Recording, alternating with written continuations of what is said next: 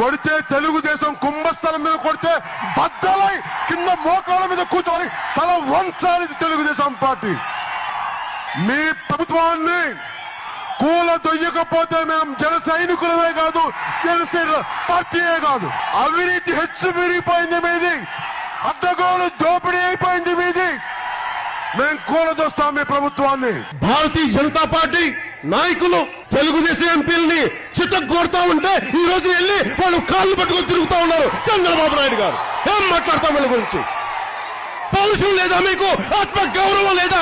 సిగ్గు లేదా? శరం లేదా? ఏం లేదు మీకు? ఎక్కడైనా సరే తండ్రి వారసత్వం కొడుకు రావాలి. తండ్రి వారసత్వం అంటే ఏంటి? ఇంటి పేరు, తండ్రి రూపురేఖలు, తండ్రి డిఎన్ఏ, తండ్రి ఆస్తులు పాస్తులు, తండ్రి అనుభవం కొడుకు వస్తుందా? అరే మీ కొడుకుని ముఖ్యమంత్రిని చేయడానిక మేము జనసేన మీకు అవకాశం ఉంది మీకు? ఈ రోజున నేను ఒకటే మన వైసీపీ నాయకులు కూడా ప్రజలకు కూడా ఒకటి చెప్తా ఉన్నాను. నేను మొన్నటి దాకా ఏ నిర్ణయం తీసుకోవాలా, ఈ రోజు నేను నిర్ణయం. ఎన్నిసార్లు కొట్టిన చావని పావురా నువ్వు.